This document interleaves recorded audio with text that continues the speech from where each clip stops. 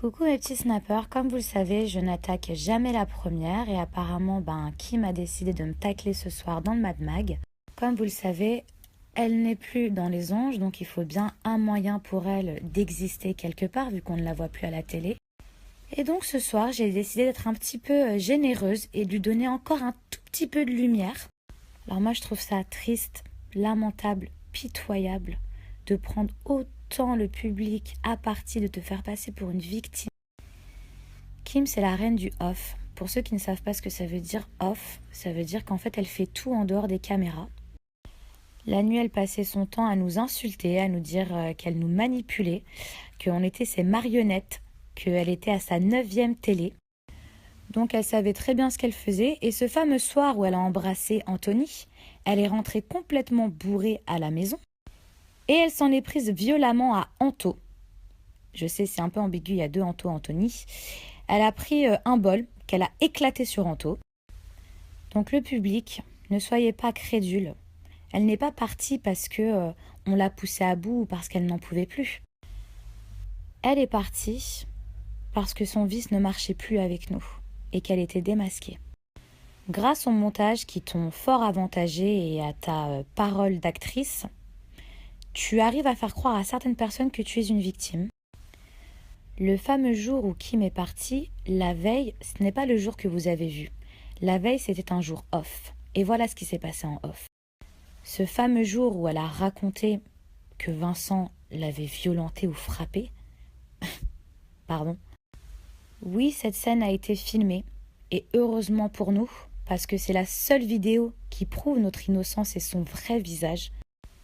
Donc ce fameux jour en off, elle est rentrée à 5h du matin, avec ses copines, complètement ivres et hystériques, sans que personne les provoquait.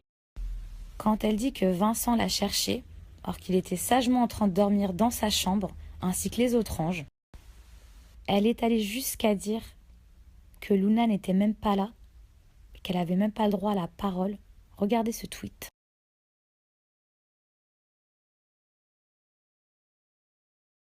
Donc, soi-disant ce soir où Vincent a été violent et qu'il n'y avait personne, je vous laisse découvrir.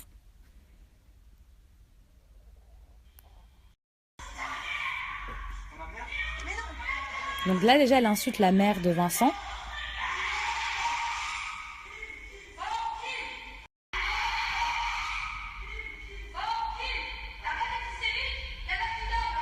Donc Luna, soi-disant, n'était pas là.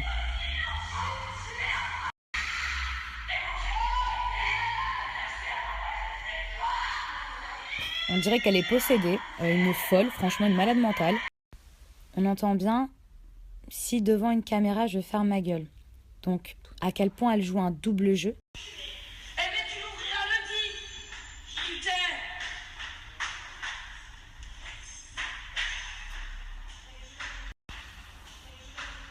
Non mais là, ils vont s'afficher toute seule, mais moi je suis témoin, je ne peux même plus la défendre.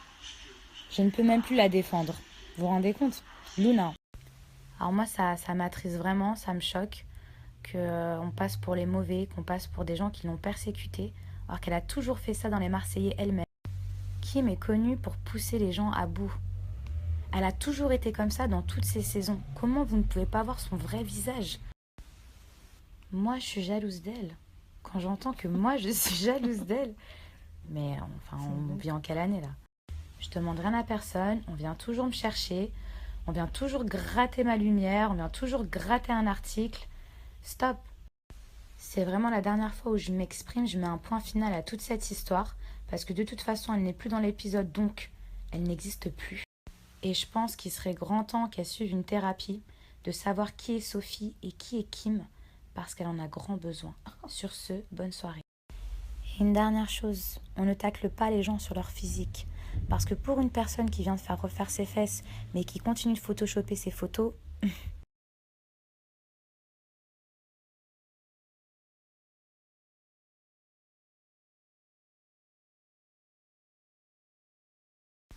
vous pensez que moi, j'aurais soutenu, peu importe, mon ami ou pas, un homme qui tape une femme, même une femme que je n'aime pas? Vous pensez que tous les anges de la maison, même ceux qui n'avaient pas forcément d'affinité avec Vincent, auraient plaidé sa cause? Kim, sa force, c'est de prendre les gens par les sentiments. de se faire passer pour une fille qui ne va pas bien pour qu'on la défende à sa place. Regardez au début des épisodes. Qui est-ce qui défendait Kim? Mélanie. Qui est-ce qui s'est embrouillé avec Evie pour Kim? Moi. Qui est-ce qui s'est embrouillé avec Anéa par rapport à Kim? Les jumelles et Thomas. Kim dit soi-disant qu'on s'est tous acharnés sur elle. Mais là, toi, en fait, t'es toujours en train de t'acharner sur moi. La nuit, quand les caméras étaient coupées, elle nous faisait du harcèlement psychologique, comme vous pouvez le voir. Tout ça, c'est pas inventé, c'est pas monté, c'est rien. C'est nous qui avions peur d'elle. C'est pas le contraire, c'est pas l'inverse. Alors je dis pas qu'elle a pas souffert de sa rupture avec Anto. Mais quand moi j'ai essayé de dire à Kim d'un œil bienveillant, de lui dire ne te mets pas avec quelqu'un d'autre pour oublier Anto. N'utilise pas un mec comme pansement. Parce qu'au final, j'ai fait cette erreur. Et ça mène à rien. Sauf que moi, je suis le genre de copine, je vais peut-être pas prendre des pincettes, je vais peut-être manquer de tact. En fait, je vais être énervée parce que j'ai envie de te raisonner. Et au final, on pense que j'essaye de passer pour la fille qui veut donner des leçons. Mais quand t'aimes ton ami à la base, tu lui veux son bien. Tu vas pas l'inciter dans ses conneries. Et quand au final, ça se retourne contre toi et que tu vois le vrai visage des gens, même si ça s'est passé hors caméra, en caméra, t'as plus envie d'être amie avec eux. J'ai même pas de méchanceté envers Kim. J'ai de la pitié. Elle me fait de la peine parce qu'au fond, quand t'es aussi mauvaise, tu peux que être mal à l'intérieur.